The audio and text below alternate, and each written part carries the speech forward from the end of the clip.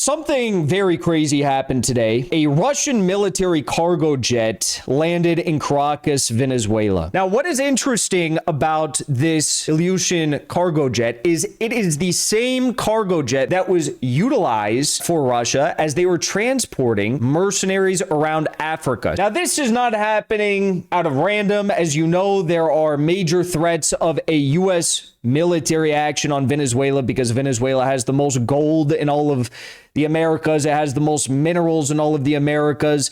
It has the most oil in the world of any country in the world. And as we saw earlier today, a Russian military cargo jet landed, an Ilyushin IL-76TD landed inside of Venezuela in Caracas, the capital, okay? Now, this is happening at the same time, the same day that Venezuela claims that a group of CIA-backed mercenaries were arrested for planning a false flag attack to trigger a major war. This is not the first major false flag attack that they've stopped. The first one was when they stopped the Nobel Prize winner, Maria Corina Machado, who was planning a false flag bombing in the U.S. Embassy. They stopped her from doing that before she won the Nobel Peace Prize. It was about 2 weeks before she won it. So this is happening at the same time. And by the way, also we learned today that Russia has officially signed on to a historic strategic partnership with Venezuela.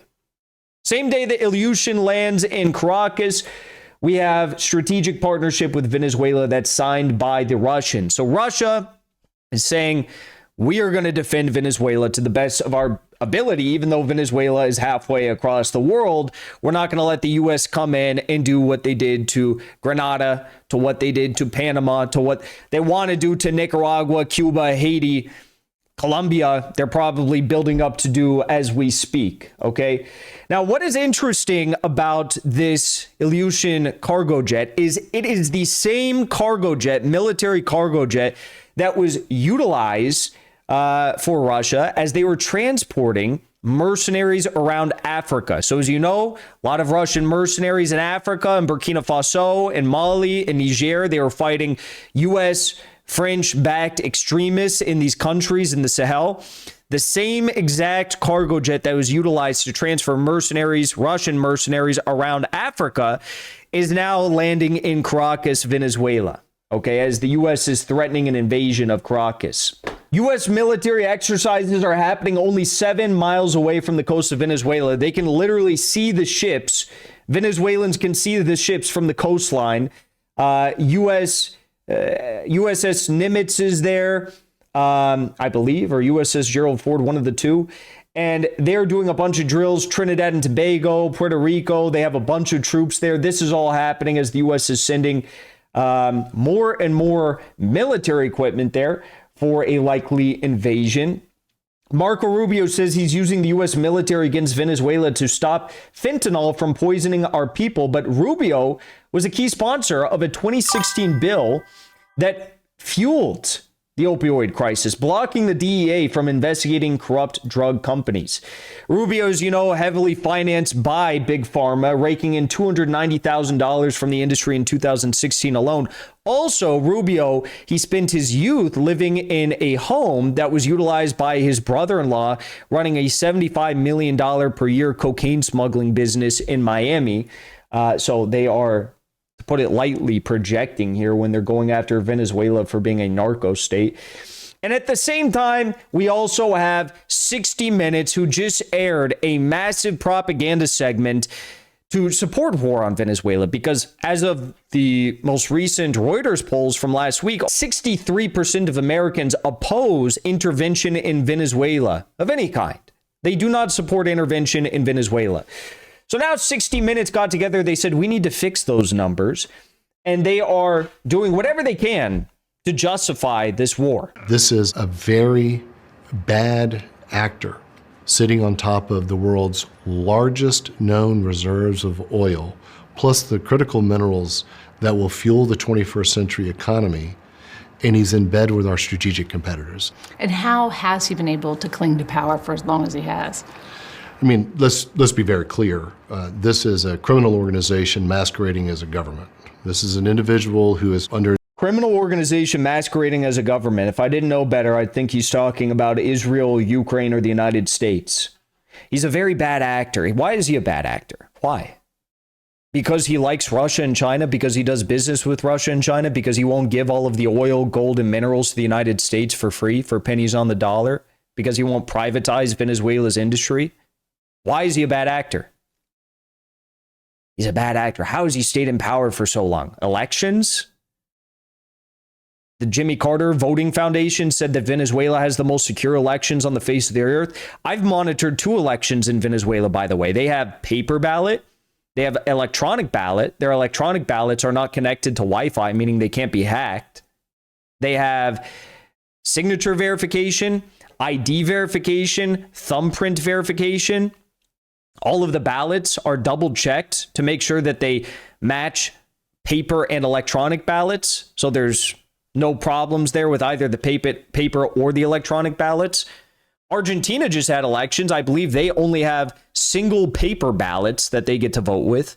The US doesn't even have voter ID, let alone thumbprint verification. What's so bad about their elections?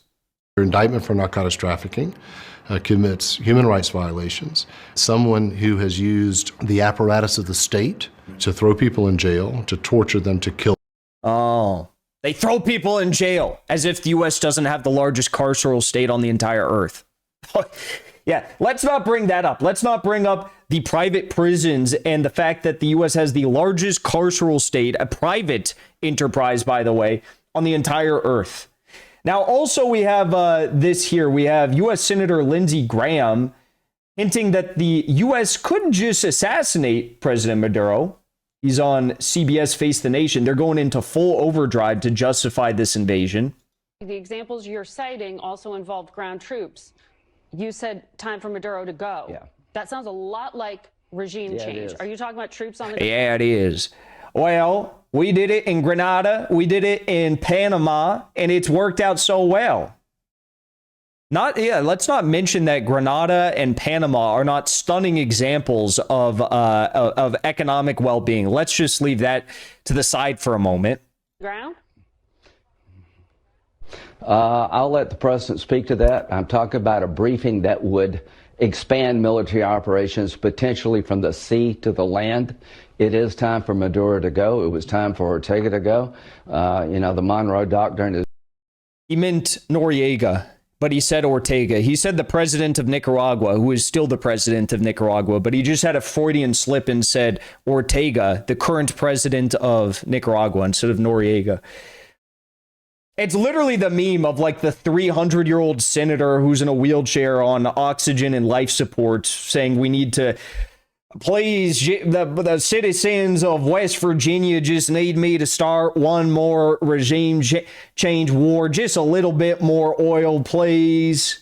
I need to grease the wheels on my wheelchair, just a little bit more oil, and we will be able to have a fully free America with the utmost democracy. Has been robustly applied by President Trump. So these military assets are moving forward to deal with a country that's got blood on its hands when it comes to Americans by flooding our country with drugs from Venezuela and Colombia.